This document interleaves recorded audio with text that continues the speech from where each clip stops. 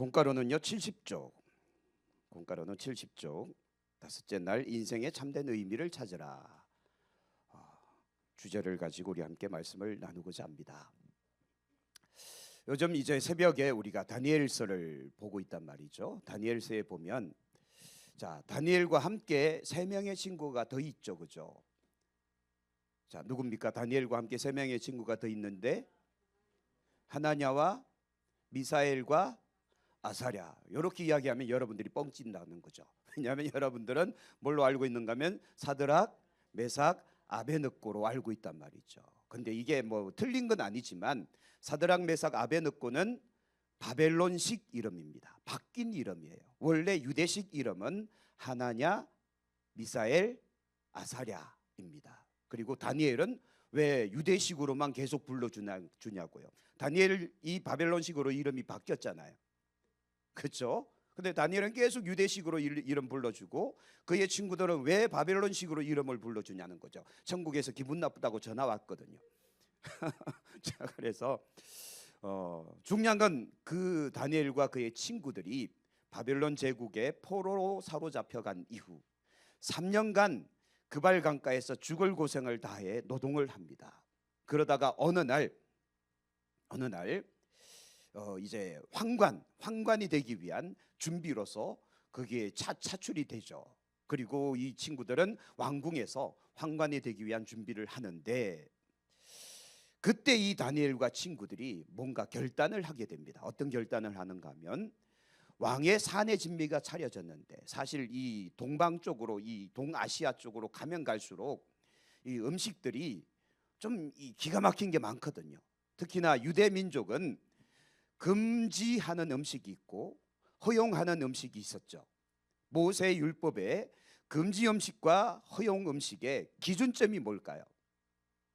예전에 우리 성막 강의할 때 다 말씀드렸는데 기준점, 육식을 하는 종류의 짐승은 먹을 수 있다 없다? 없다. 곤충도 역시 마찬가지고 육식을 하는 곤충들은 먹을 수가 없고 초식만 하는 그리고 씨앗만 먹는 이런 종류는 다 먹을 수 있다. 자, 그렇다면 돼지는 왜 안 될까요? 잡식이기 때문에. 돼지는 사람도 잡아먹습니다. 아시죠? 그래서 돼지는 못 먹게 한 것이고요. 왜 염소나 양, 소는 왜 잡아먹을 수 있습니까? 오로지 초식. 그렇죠? 근데 현대로 들어오면서 소도 막 비육을 위해서 요즘 사료를 많이 주다 보니까 소도 이상한 병에 막 걸리죠. 왜냐하면 육고기를 먹다 보니까 소들이 이상한 질병에 노출되는 겁니다. 하여튼 하나님의 법칙은 그와 같기 때문에 다니엘과 그의 친구들은 뜻을 정하였다. 그리고 왕의 사내 진미를 거부하죠. 그런데 놀라운 일이 일어납니다. 그들의 얼굴이 왕의 사내 진미를 먹는 친구들보다 훨씬 더 얼굴이 밝고 빛나고 윤택하였다. 그렇죠? 그래서 다니엘과 그의 친구들이 요구하는 대로 황관장이 그들을 허용하였다. 뭐 이런 거 말이죠.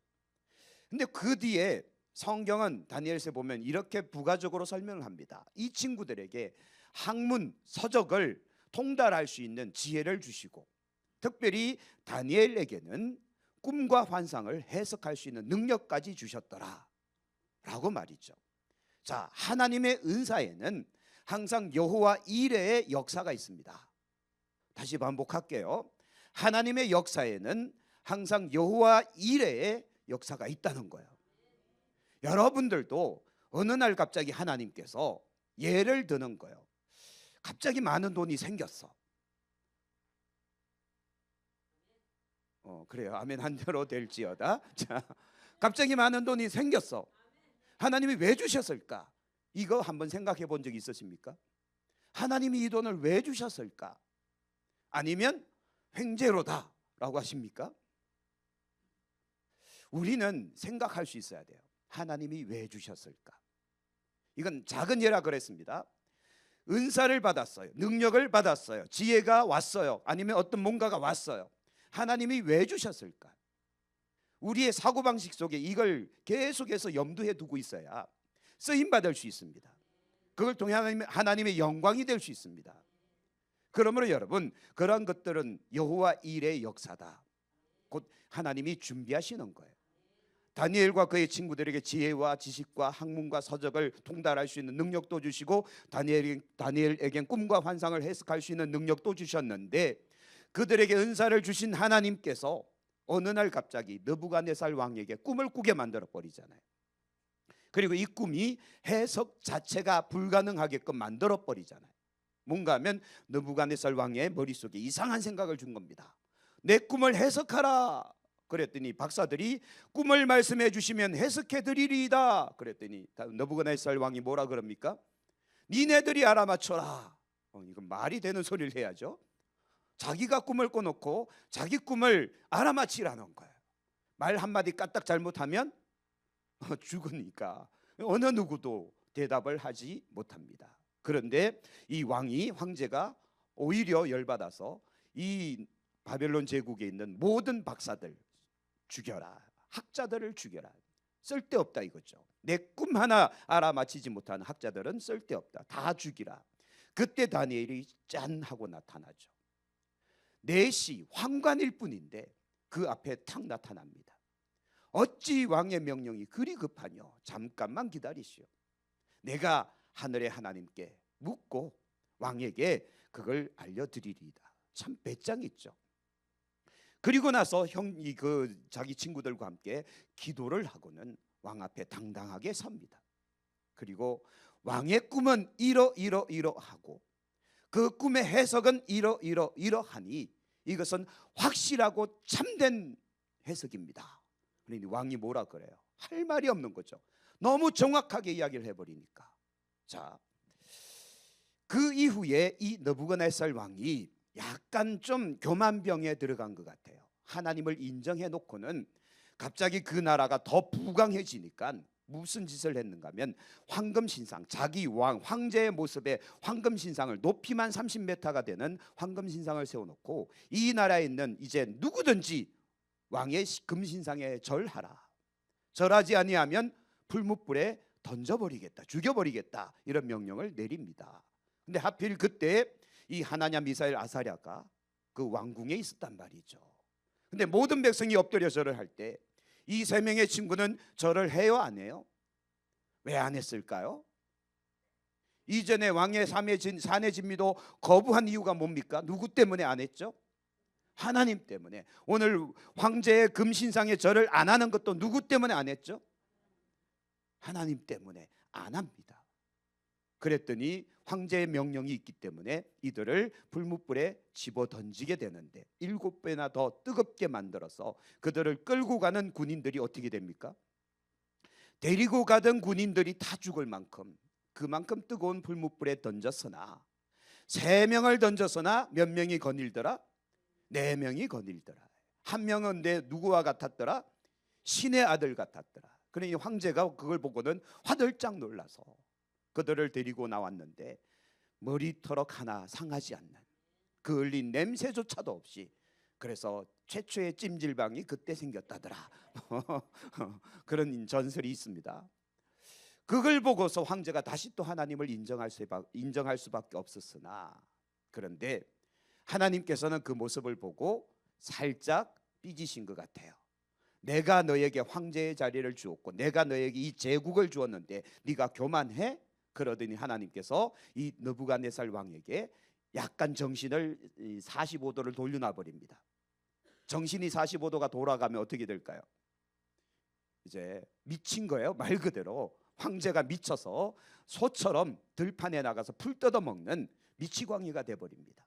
그래서 하나님께서 말씀하신 대로 7년 동안을 미쳐서 바깥에서 돌아다니다가 드디어 정신을 온전히 차리고 황제의 자리로 복귀합니다. 복권되죠. 그러면서 다시 또 인정하죠. 하늘의 하나님께 영광 올렸다더라. 뭐 이런 내용들.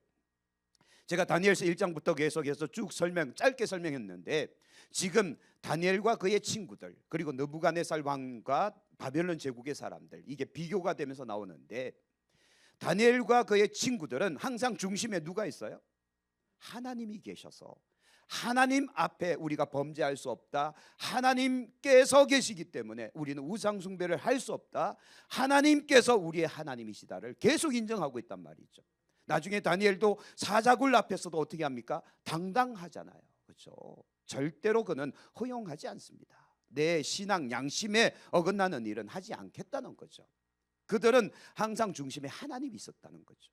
그러나 느부갓네살 왕 그 중심에 누가 있었는가 하면 내가 이 왕국을 내가 건설했고 내가 내 힘과 내 능력으로 만들었다. 그 중심에 누가 있어요?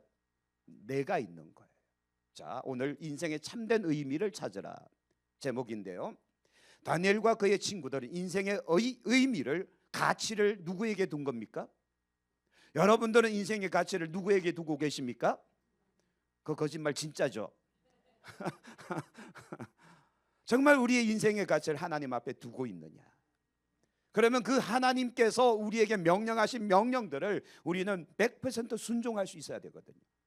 둘도 고민하지 않고 아멘 하고 나가버리는 그런 결단들이 있어야 되는데 사실은 쉽지가 않다. 왜? 인생의 가치가 사실 솔직히 양심의 손을 얹으면 우리도 우리에게 있는 경우가 많기 때문에. 그렇죠? 그래서 내 인생에 굉장히 불리한 일이 생기면, 자, 교회를 가는데 내 인생에 엄청난 손해를 봐요. 교회를 안 가면 전혀 손해를 안 입어요. 여러분 무엇을 선택하시겠습니까? 그래도 교회를 간다. 여기서 3.5명은 그러면 교회를 가면 안 되지. 자, 여러분 계산 잘 하셔야 됩니다. 하나님이 듣고 계십니다. 우리의 신앙생활에 그래서 인생의 가치, 의미를 어디에 두고 있느냐라는 걸 이제 고민하기 시작해야 되는데요. 전도서 2장 솔로몬의 고백이죠. 같이 한번 읽어볼까요? 나는 내 마음에 이르기를 자 내가 시험 삼아 너를 즐겁게 하리니 너는 낙을 누리라 하였으나 보라 이것도 뭐다? 자, 인생 행복하게 살아야지. 뭐 있어? 인생 뭐 별거 있어? 행복한 게 최고야 라고 했는데 결국 뭐예요? 헛되다. 아무리 행복하게 살아봐야 거기서 거기 뭐 이런 이야기입니다. 내가 웃음에 관하여 말하여 이르기를 그것은 미친 것이라 하였고 희락에 대하여 이르기를 이것이 무슨 소용이 있는가 하였노라. 내가 내 마음으로 깊이 생각하기를 내가 어떻게 하여야 내 마음을 지혜로 다스리며 하여튼 이건 어렵다 그죠? 지나가고 자 4절 나의 사업을 크게 하였노라. 내가 나를 위하여 집들을 짓고 포도원을 일구며 여러 동산과 관을 만들고 그 가운데 각종 과목을 심었는데 나를 위하여 소목을 기른 살림에 물주기 못들을 팠고 하면 노비들 뭐 하여튼 이렇게 하였는데 자 8절 은금과 왕들이 소유한 보배와 여러 지방의 보배를 나를 위하여 쌓고 자, 누구를 위하여 쌓고? 나를 위하여 쌓고 또 노래하는 남녀들과 인생들이 기뻐하는 처첩들을 많이 두었노라. 솔로몬 이야기죠, 그죠? 내가 이같이 창성하여 나보다 먼저 예루살렘에 있던 모든 자들보다 더 창성하니 내 지혜도 내게 여전하도다. 자기 자랑하고 있어요, 그죠? 자, 이제 흥미진진해집니다. 10절에 무슨 말씀이 나올까? 무엇이든 내 눈이 원하는 것을 내가 금하지 아니하였고 무엇이든 내 마음이 즐거워하는 것을 내가 막지 아니하였고 하여튼 모든 수고를 내 마음이 기뻐하였습니다. 여기 계속 누가 중심이죠? 내가 중심이에요. 내가 중심. 나의 모든 수고로 말미암아 얻은 몫이로다. 그 후에 내가 생각해 본즉 중요한 게 나옵니다. 내 손으로 한 모든 일과 내가 수고한 모든 것이 다 헛되어 뭘 잡는 것 같다? 바람을 잡는 것이며 해 아래 무익한 것이로다. 갑자기 왜 저런 전환점이 생겼을까? 내가 누리고 싶은 모든 걸 다 누려봤고 하고 싶은 걸 다 해봤는데 바람 잡는 것과 같다. 헛되다라고 고백합니다. 내가 돌이켜 지혜와 망령됨과 어리석음을 보았나니 왕 뒤에 오는 자는 무슨 일을 행할까 이미 행한 지 오래전 일일 뿐이리라. 내가 보니 지혜가 우매보다 뛰어남이 빛이 어둠보다 뛰어남 같도다. 지혜자는 그의 눈이 요거 지나가고요. 자, 여기도 지나가고 자 23절부터 볼게요. 자 22절 사람이 해 아래서 행하는 모든 수고와 마음에 애쓰는 것이 무슨 소득이 있으랴. 요거 같이 읽습니다. 일평생에 근심하며 수고하는 것이 무엇뿐이다? 슬픔뿐이라. 그의 마음이 밤에도 쉬지 못하나니 이것도 헛되도다. 사람이 먹고 마시며 수고하는 것보다 그의 마음을 더 기쁘게 하는 것은 없나니 내가 이것도 본즉 누구에게서 나왔다? 하나님에게서 나온 것이라. 솔로몬의 지혜입니다.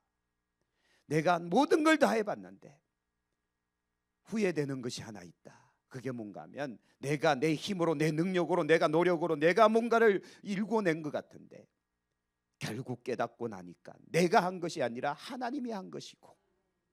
자, 제가 제 이야기를 하나 해드릴게요. 제가 군대 갔을 때 군대 이야기를 좀 해드릴게요.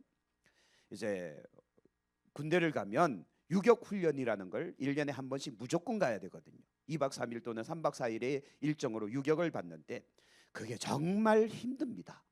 저희는 또 저기 휴전선 바로 아래에 있는 냉철리라는 곳에 가서 이 유격 훈련을 받다 보니 그 훈련이 혹독했었어요. 근데 그때 제가 몸이 안 좋았는지, 저도 이게 약간 지금은 덩치가 있지만 20대 때는 제가 호리호리했거든요. 허리만 28인치. 별로 감흥이 없으신가 보네요. 허리가 28인치면 여러분들 허리하고 비슷하다는 소리예요. 자, 제가 20대 때는 그렇게 날씬했습니다. 그러니 그렇게 군대를 갔는데요, 그 유격 훈련을 받다가 제가 쓰러졌어요. 왜 쓰러졌는가 하면 여기 왼쪽 뒷목, 뒷덜미, 목 뒷덜미 여기에 눈에 보이지 않을 만큼의 미세한 신경 하나가 끊어진 거예요. 처음에는 MRI, CT를 찍었는데 CT에서 안 나왔어요. 그래서 의사가 꾀병이라고. 저는 아파 죽겠는데. 그래서 나중에 계속 아파하니까 MRI를 찍었는데 거기서도 진짜 안 보이는데 아주 미세한 신경 가닥이 하나 끊어진 거예요. 제가 3개월을 병원에 입원해 있었는데 이게요, 한번 아프기 시작하면 전신이 마비가 돼버립니다. 꼼짝도 못하고 누워 있어야 돼요. 그러면서 제가 3개월 동안 병원에 있으면서 참 놀라운 경험을 했습니다. 야, 이 큰 덩치가 눈에 보이지 않는 신경 조직 하나, 그거 하나 딱 끊어졌다고 온몸이 마비되는 게 이게 말이 되느냐, 그렇죠?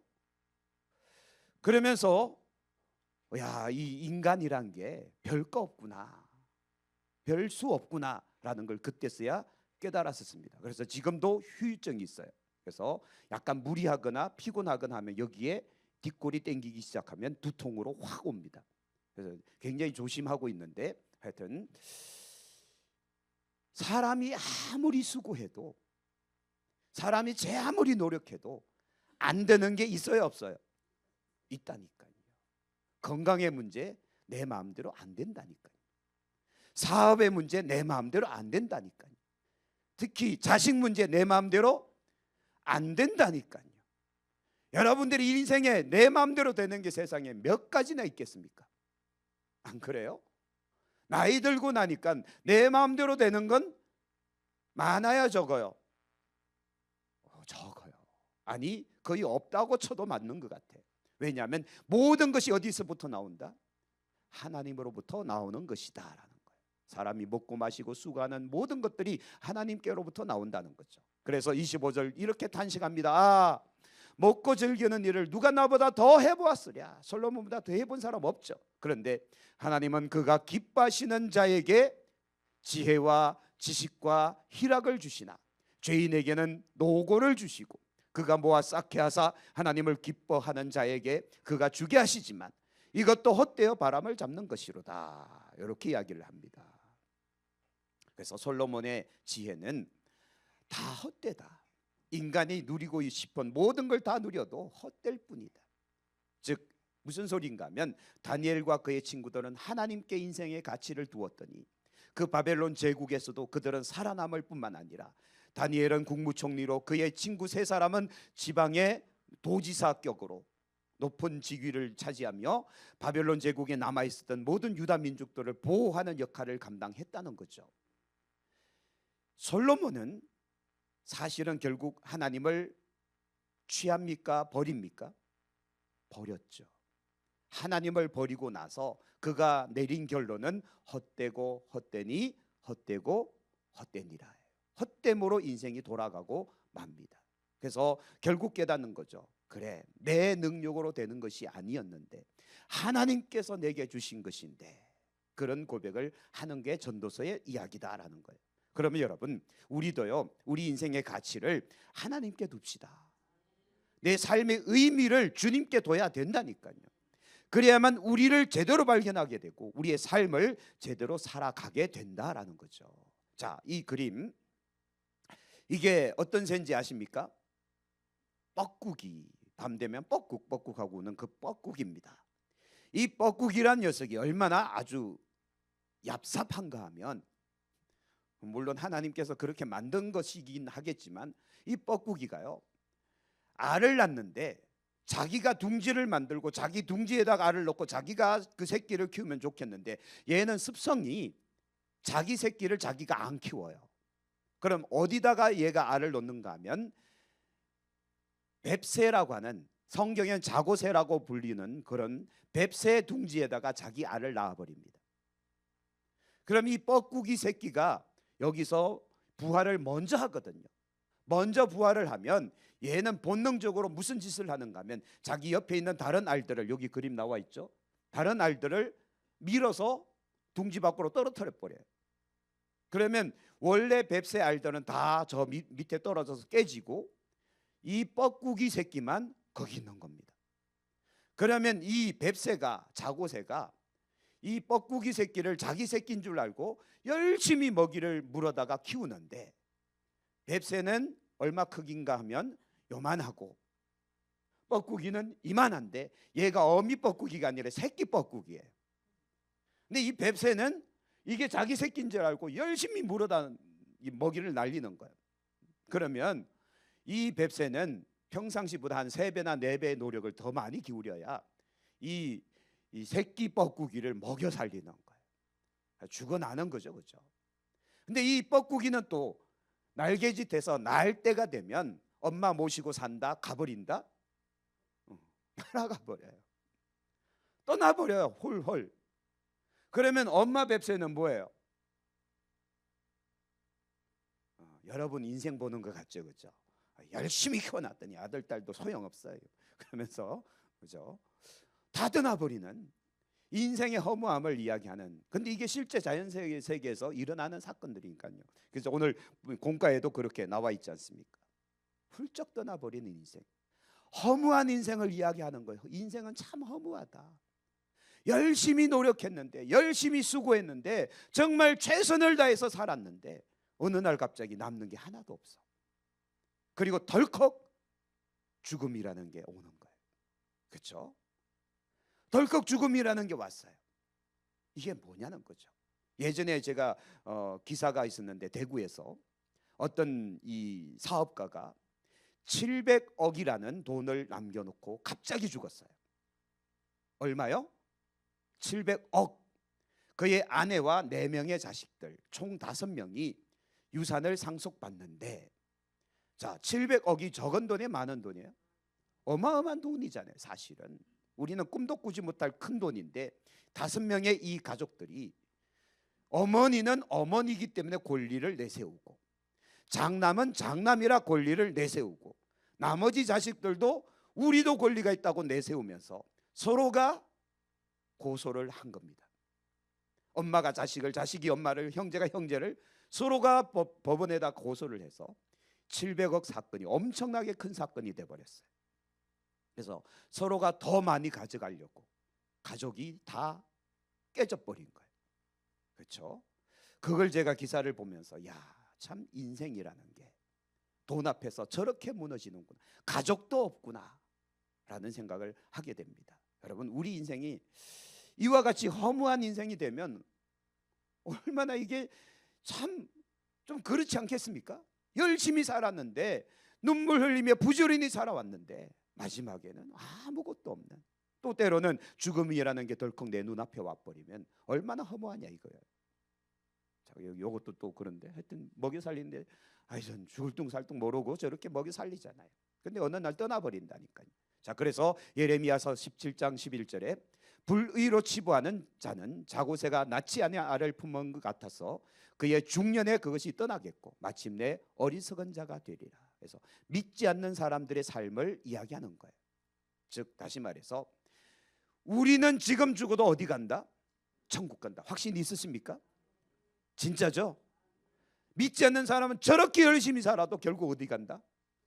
그래서 이걸 말을 다른 말로 바꾸면 지옥 가려고 저렇게 열심히 살아가는 거예요. 그렇죠? 이렇게 말을 바꾸니까 허무해지죠. 지옥 가고 싶어서 저렇게 열심히 사는 거예요. 지금 이 시간도 야근하면서 돈 벌고 있어요. 지옥 가려고. 얼마나 헛된 인생이에요. 열심히 살았는데 저렇게 돼버린다는 거죠. 자, 그래서 공가에는 이렇게 설명합니다. 오늘날 같이 한번 읽어볼까요? 오늘날 무엇이 참된 가치인지도 모르면서 무조건 열심히 최선을 다하며 사는 사람들이 있습니다. 하지만 열심을 내는 것보다 중요한 것은 핵심을 잡는 거예요. 핵심이 뭐예요? 우리 인생의 핵심이 뭡니까? 생명이에요. 생명. 생명보다 중요한 게 있습니까? 그렇죠? 없잖아요. 우리가 이 영이 살아나는 것보다 중요한 게 세상에 어디 있겠습니까? 일단은 그래서 살고 보자. 일단은 살고 보자. 다른 말로 바꾸면 일단 구원받고 보자. 다른 것보다 우선해서 먼저 예수 믿고 보자. 그리고 나서 나머지는 그 다음에 생각해 보자. 그렇죠? 왜냐하면 오늘 밤에라도 예수님 오시면 지옥 가니까. 영생은 확보해 놓고 살아야 될 거 아니겠습니까? 제가 이 말을 왜 강조해서 말씀드리는가 하면 여러분뿐만 아니라 우리 주변에 있는 수많은 사람들에게 이게 전달돼야 돼요. 아무리 먹고 살기 힘들어도 일단 구원은 받고 보자. 말을 쉽게 바꾸면 아무리 먹고 살기 힘들어도 일단 교회는 나가고 보자. 전도 멘트입니다. 그렇죠? 그래서 왜 그런가 하면 우리 인생의 가장 중요한 건 생명이야. 너가 지금 그렇게 열심히 살면서 그렇게 열심히 돈 벌어서 그렇게 집 늘였는데 어느 날 갑자기 죽어버리면 네 영혼 지옥 가면 그것보다 불쌍한 게 세상에 어디 있느냐. 그렇죠? 성경에도 그런 비유 나오지 않습니까? 부자와 나사로 이야기. 부자는 아주 그냥 뭐 호의로 그건 엄청난 어떤 삶을 살지만 그러나 죽어서 어디 갔다? 지옥 갔다. 나사로는 어디 갔다고요? 아브라함의 품에 안겼다. 근데 부자가 보니까 이 나사로 거지 나사로가 천국에 있단 말이에요. 그래서 이 부자가 부탁하는 게 뭡니까? 손가락 끝에 물 한 방울 적셨어. 내 입술 좀 적셔달라고. 그만큼 고통스럽다는 걸 이야기한 거죠. 그러나 그게 불가능한 것은 큰 구렁이 있어서 불가능하다. 그랬더니 부자가 애원하는 게 뭐예요? 두 번째 부탁. 가족들을 좀 살려주십시오. 그러나 그 땅에 선지자가 있으니 복음 전도자들이 있으니 그들의 말을 들을 거야. 안 들으면 너처럼 그냥 지옥 오는 거야. 주님께서 참 냉정하시죠. 그래서 우리가 열심히 사는 것도 중요하지만 핵심 곧 생명을 살고 보자. 예수는 믿고 보자. 교회는 다니고 보자. 할렐루야. 그래서 이번 주간에 여러분 만나는 사람마다 이 세 가지를 이야기해 주세요. 생명은 살고 보자. 구원은 받고 보자. 교회는 다니고 보자. 할렐루야. 얼마나 빨리 성공하고 출세하느냐 보다 더 중요한 것은 어디를 향해 가느냐는 것이다. 여러분들은 지옥을 향해 가고 계십니까? 천국을 향해 가고 계십니까? 그렇죠? 믿지 않는 사람들 향해 물어보세요. 당신은 어디를 향해 그렇게 부지런히 가고 계십니까? 내가 확신하건대 당신은 지금 지옥을 향해 부지런히 달려가고 있습니다. 그러면 아마 엄청나게 욕을 먹을 겁니다. 그러나 그것은 사실이요. 이건 진리입니다. 이야기해 줘야죠. 왜? 그게 맞는 거니까. 우리는 천국을 향해 달려가고 있지 않겠습니까? 우리는 하나님의 목적과 뜻을 위해 구원받았기 때문에 우리의 한 걸음도 의미가 있고 우리의 두 걸음은 가치가 있고 우리의 세 걸음은 영광이고 할렐루야.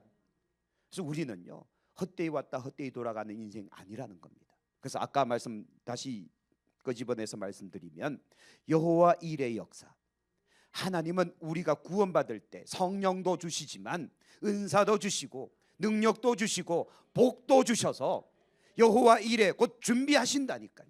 다음에 있을 어떤 사건을 위해서 여러분들을 준비시켜 놓으시는 거예요. 그래서 여러분들이 받은 은사와 복과 능력과 그 모든 지혜를 가지고 이 일들을 헤쳐나가는 겁니다. 이 일들을 해결해 나가는 거예요. 쓰임 받읍시다. 그래서 우리 교회도 역시 마찬가지일 거예요. 여러분들에게 은혜 주시고 여러분들에게 복 주시고 여러분들을 승진시키시고 여러분들에게 힘 있게 만드시는 건 건축하라고. 안 웃으시네. 웃으라고 한 소리인데. 자, 우리에게 뭔가 역할을 감당하게 하려고 여호와 일에 복을 주시는 겁니다. 우물물이 솟아나게 하시는 거예요. 할렐루야. 왜? 하나님의 뜻과 목적을 위해 우리를 불러내신 거니까요. 또 여러분들을 사냥교에 두신 이유도 거기 있는 겁니다. 여기에서 역할을 감당해 달라는 거예요. 잘 우리가 감당합시다. 자, 요거 같이 읽어볼게요. 당신은 하나님의 자녀로서 인생을 어떻게 살아가야 하는지 신중하게 생각해 보아야 합니다. 우리 인생의 가치, 의미를 누구에게 두고 있느냐? 다니엘과 그의 친구들처럼 하나님께 두고 있느냐? 하나님 앞에 범죄하지 않기 위해서, 하나님의 뜻을 저버리지 않기 위해서, 하나님을 배신하지 않기 위해서 목숨조차도 걸어버리는 그들처럼 살 것이냐?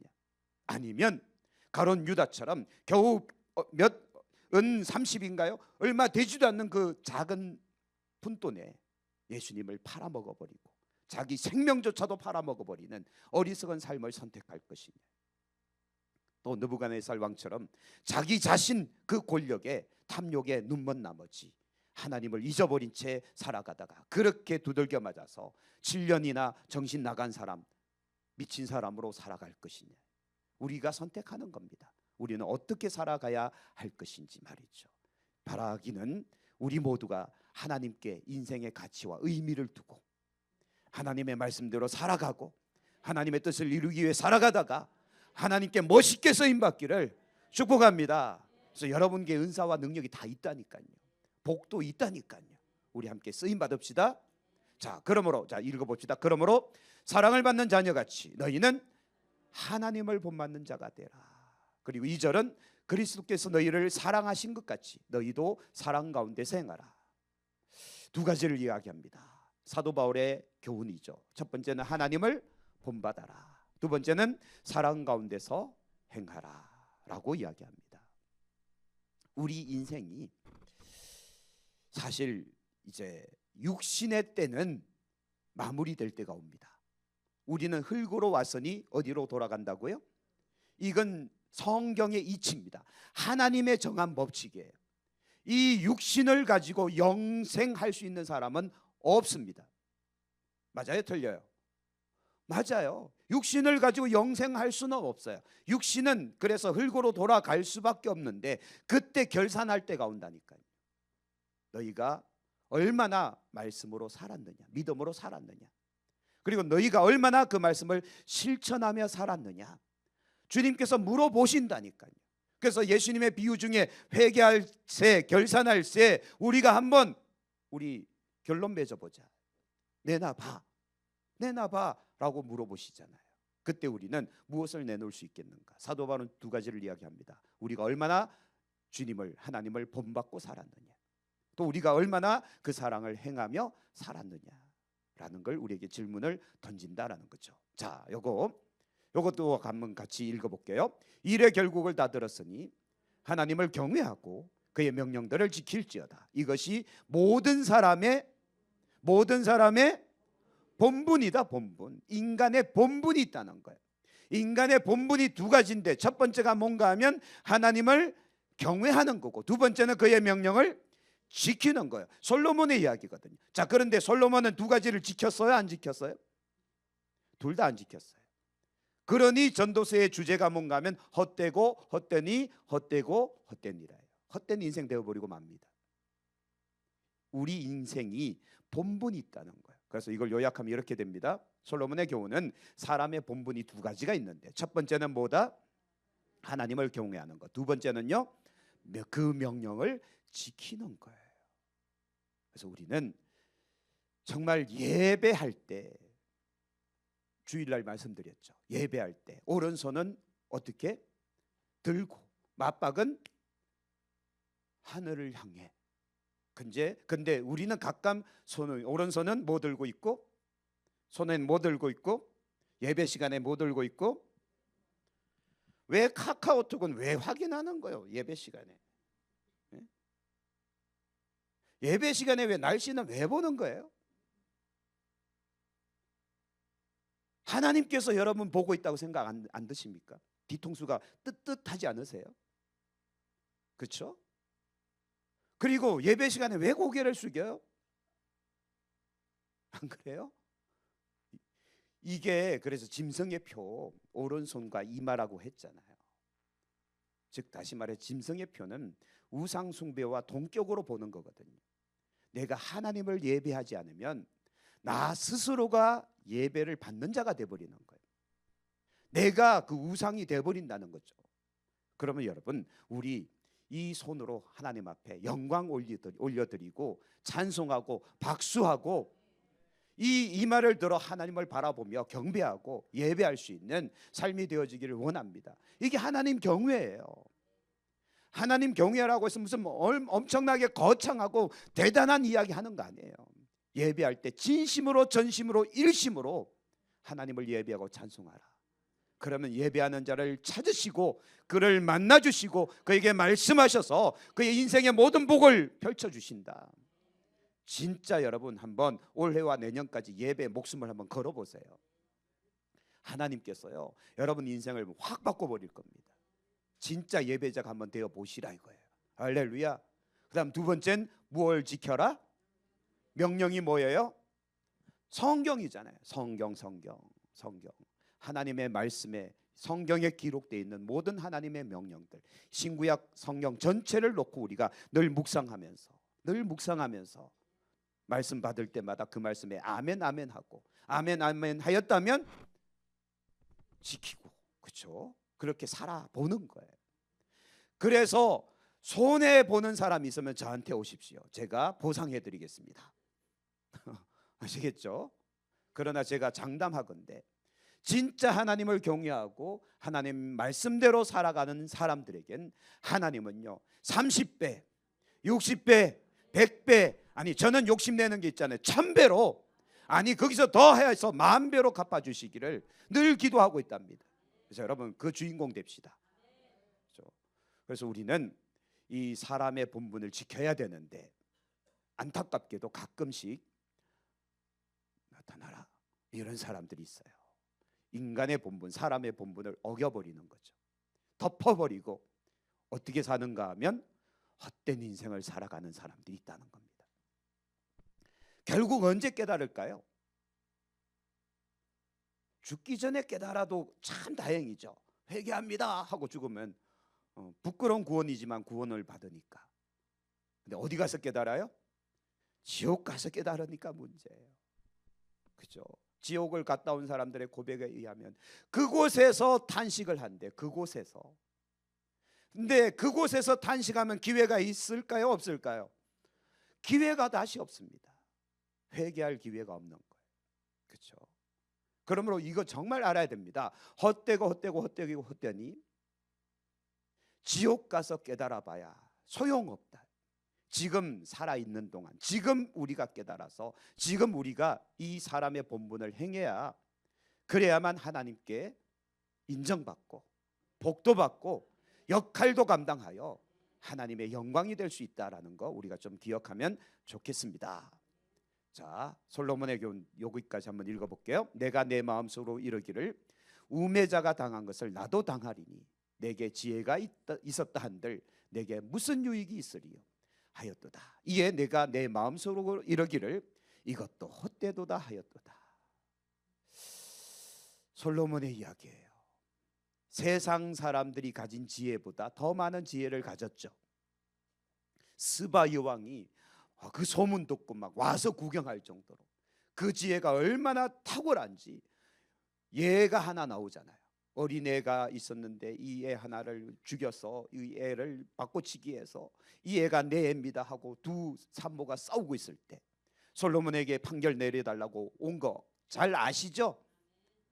그때 솔로몬이 어떻게 판결 내립니까?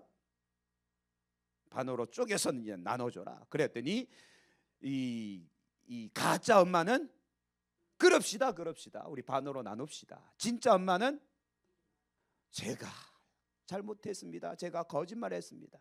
왜요? 모성애를 테스트한 거죠. 진짜 지혜롭지 않습니까?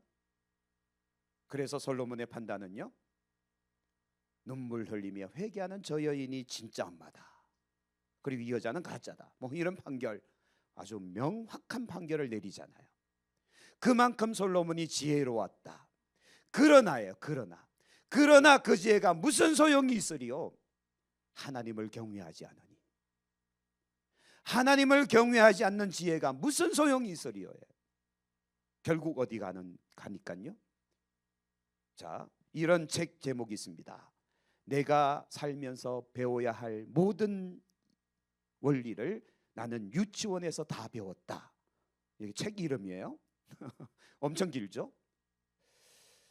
무슨 소린가 하면 어떤 사람이 꼬맹이와 같이 어른이 길을 가는데 꼬맹이들은 도로를 건널 때 어떻게 건넙니까?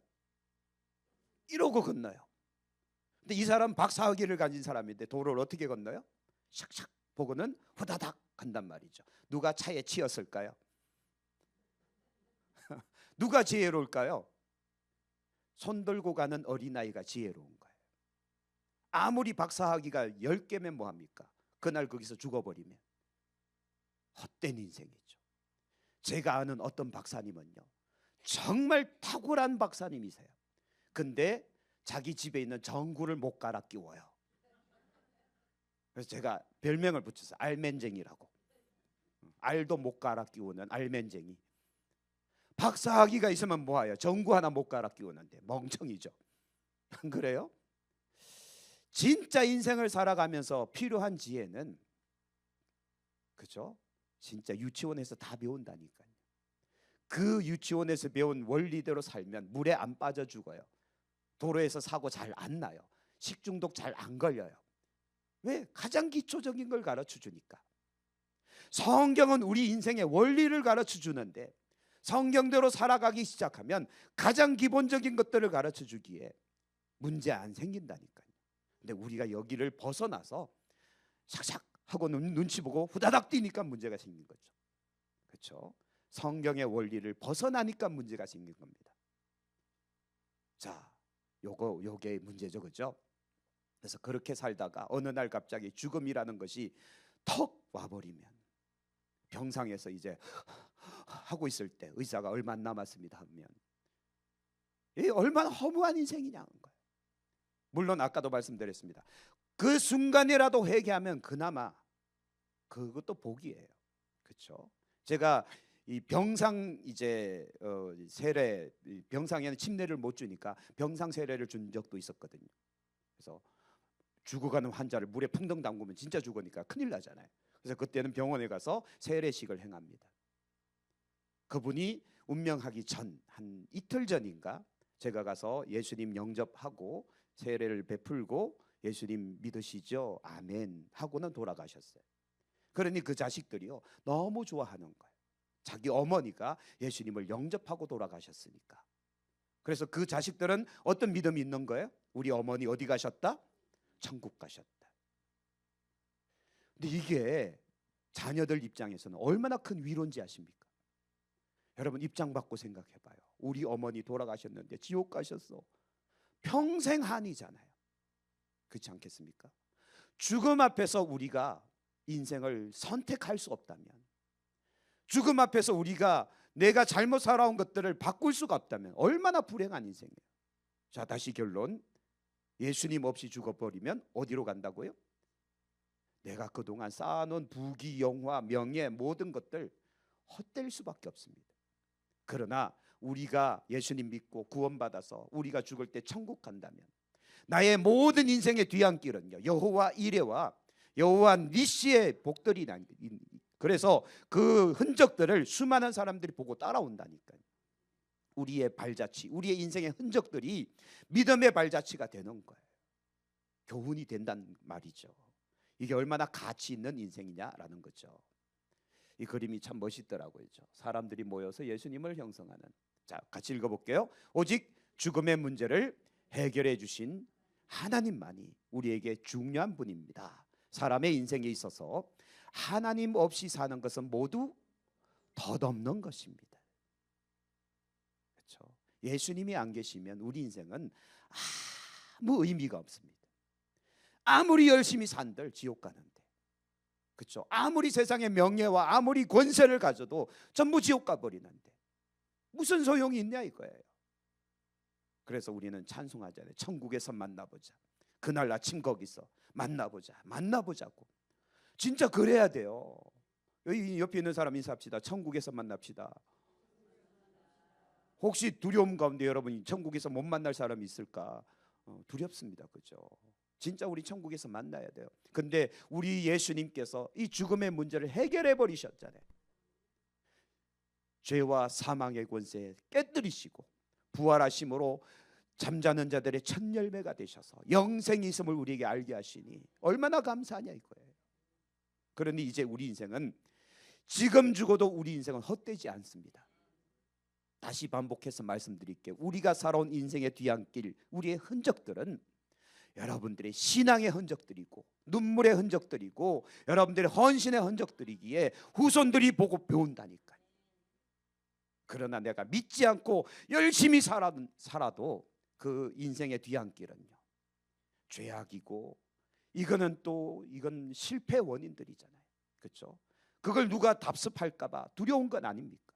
그렇게 또 누군가가 나처럼 살아가다가 또 지옥 가면 얼마나 헛된 인생이냐 이거예요. 자, 그래서 이제 우리는 죄의 착고에 채워져 있던 우리가 예수님으로 인하여 자유로워졌습니다. 영생으로 들어간 우리가 돼버렸잖아요. 그렇죠? 인생의 가장 가치는 그래서 예수님께 있습니다. 우리 인생의 가장 큰 의미는 예수님께 있습니다. 믿음으로 살아가는 것이 여러분 삶의 가장 큰 가치다. 그렇게 믿읍시다.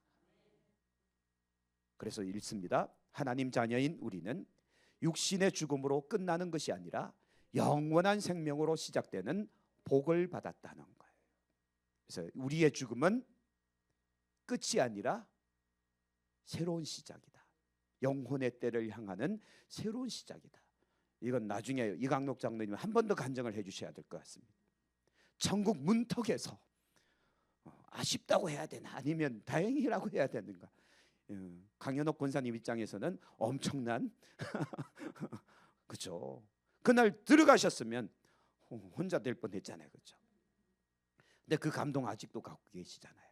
그렇죠. 천국 문턱까지 갔다 온 우리 주변에도 그런 사람 꽤 많이 있거든요. 천국 문턱까지 갔다 온 사람들이 있다니까. 천국은 실제합니다. 천국은 진짜 있습니다. 증인이 여기 계시잖아요. 그래서 우리는 영원한 생명으로 시작되는 복을 받았다니까. 그러니까 이제 걱정 붙들어 매세요.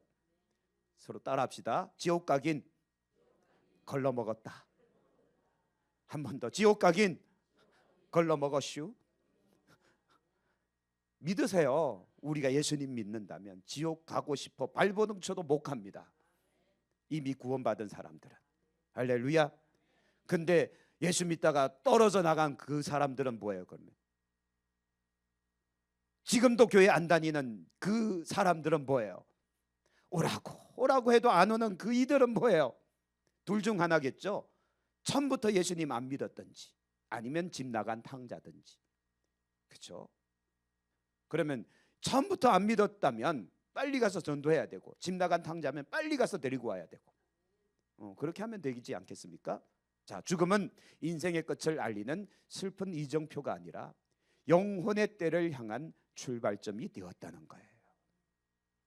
그리고 마지막, 유한한 세상을 목표로 사는 것이 아니라 영원한 하나님 나라를 목적으로 살게 되었습니다. 아까 서두에 말씀드렸습니다. 다니엘, 하나냐, 미사엘, 아사랴. 목숨 걸어버리죠. 우리가 뜻을 정하여 왕의 산의 진미를 거부하고 채식만 먹겠나이다. 왜? 이거 먹는 건 하나님 앞에 범죄가 되나이다. 목숨 걸었더니 하나님께서 그들의 얼굴을 윤택하게 하시고 빛이 나게 하시고 그 나라에서도 높은 고위 간직에 앉히시고, 목숨 걸었더니 그들에게 지혜도 주시고 능력도 주시고, 그리고 모든 문제들을 해결해 버리잖아요. 가장 중요한 건 뭔가 하면 바벨론 70년 동안의 이 포로기 시절 동안, 그리고 포로기가 끝나서 많은 사람들이 유대 땅으로 돌아가긴 했지만 여전히 바벨론 땅에 남아있는 수많은 유대인들, 이들은 누가 책임지냐 이거예요. 그래서 다니엘과 그의 친구들이 있었고, 그 뒤에 나타나는 에스더와 모르드게, 이 사람들이 남아있었던 유다 민족들을 보호해버립니다. 하나님은요 끝까지 보호하시더라고요. 그래서 하나님은 하나님 나라를 목적으로 사는 사람들에게 반드시 그와 같이 에베네셀의 하나님으로 역사하신다니까요. 지켜주신다니까요. 할렐루야. 그래서 여러분 이거 꼭 믿으셔야 돼요. 에베네셀의 하나님은 지켜주십니다. 여러분들이 하나님 나라를 목적으로 살고 있기 때문에 지키시고 보호하시고 복 주시고 능력 주셔서 하나님의 뜻을 이루어 가신다는 거죠. 자, 세상에 살지만 세상에 속하지 않는 거룩한 삶을 살아갑시다. 우리는 구별된 자들이에요. 자, 마지막 한 가지. 주일은 구별된 시간인가요? 갑자기 반응이. 주일, 요즘 말하는 일요일 11시는 구별된 시간인가요? 아닌가요? 구별된 시간이죠. 전국에 있는, 아니 전 세계에 있는 모든 교회가 약속하고 이 시간은 뭐 하는 시간? 예배하는 시간으로 구별됐단 말이죠. 그 시간과 그 장소와 그 사람들 전부 다 구별됐잖아요. 그러면 그곳에 나온 우리는 그곳에서 그 시간에 그 장소에서 뭘 해야 됩니까? 구별된 자들로서 예배하는 거예요. 우리는 세상에 살지만 세상에 속하지 않았기 때문에 거룩한 삶을 살기 가장 기본적인 요소가 예배하는 자의 삶이잖아요. 그러므로 다시 말할게요. 오른손을 휴대폰 들지 마시고 맞박을 숙이지 마시고 하나님을 향하여 두 손 들고 맞박을 하나님을 향하여 경배하고, 그러다가 진짜 하나님의 그 뭔가 이 능력이 막 임하는 거, 은혜가 임하는 거 경험 좀 한번 해보세요. 해보면 다르다니까요. 그래서 이런 CF송이 있습니다. 손이 가요 손이 가, 새우깡에 손이 가요, 아이손 어른손. 왜 그래요? 맛을 보면 맛을 나는 샘플. 갑자기 바뀌었다. 자, 무슨 소린가 하면 한번 은혜를 맛보면 계속 맛을 보게 된다니까요. 은혜를 경험하면 더 강한 은혜 가운데로 들어간다니까요. 은혜가 없으니, 경험이 없으니 딴짓하는 거예요. 그리고 하나님에 대한 믿음이 없으니 딴짓하는 거예요. 자, 이제 우리는 요 문구 잘 생각합시다. 우리는 세상에 살고 있지만 세상에 속하지 않은 하늘나라에 속한 사람들이에요. 그러므로 우리는 이 땅에서 세속의 삶을 사는 것이 아니라 거룩한 삶을 살아야만 한다는 사실을 그렇게 우리 인식하고 살아갈 수 있기를 축복합니다. 자, 마지막, 지금 하나님 안에 머물고 있는 이 모습 자체가 가장 귀하고 존귀한 모습이시다. 지금 여러분들의 모습이 가장 귀하고 존귀한 모습들이에요. 왜냐하면 여러분들이 하나님 경외하고 계시잖아요. 여러분들이 하나님의 말씀대로 살아가려고 발버둥치고 계시잖아요. 하나님의 사역을 맡아서 하고 계시잖아요. 제가요 최근에 이야기한 것 중에 누군가에게 이렇게 이야기했어요. 고백했어요. 당신은 하나님의 사역자이기 때문에 가장 존귀한 사람이십니다. 맞아요? 틀려요? 인간 대 인간으로 만나면 뭐 그냥 그나나나 뭐 다를 게 뭐가 있어요. 근데 그가 귀한 것은 하나님의 일을 하기 때문에 그를 존귀히 여겨 드리는 겁니다. 그러면 이제 저도 한마디 해야 될 거 아니에요. 저도 하나님의 일을 하는 사람이기에 저 좀 귀하게 여겨주세요. 괜히 옆구리 찔러 절 받았네요. 저를 위해서 이야기한 것이 아니라 여러분들을 위해 이야기해드린 거예요. 그래서 여러분들이 그러한 어떤 신앙의 태도를 가지고 신앙생활을 하면 그 사람의 복을 여러분들이 받아버리는 이 성경의 원리가 적용될 겁니다. 여러분들도 지금 하나님의 사역을 하고 계시잖아요. 사냥교회를 세우고 계시잖아요.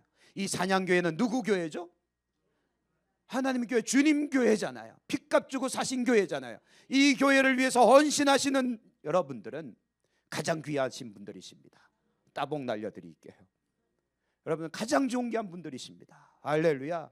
근데 이 교회를 가볍게 여기는 순간은 주님을 가볍게 여긴다는 것과 함께 엄청난 책망이 온다는 사실도 기억하시길 바랍니다. 그런데 이건 그냥 잊어버리고 교회를 귀히 여기는 사람, 예배를 귀히 여기는 사람, 하나님을 귀히 여기는 사람, 하나님의 사역자들을 귀히 여기는 사람, 하나님의 이 사역들을 귀히 여긴 사람, 그를 하나님은 인정하실 겁니다. 그리고 하나님을 가장 큰 의미와 가치로 두고 하나님 나라를 위해서 헌신하는 사람, 분명 다니엘과 그의 친구들처럼 하나님은 높이실 것이고 능력 더하시고 복 주셔서 그 삶이 가장 복되게 하실 것이다라고 저는 확신합니다. 할렐루야. 기도하겠습니다.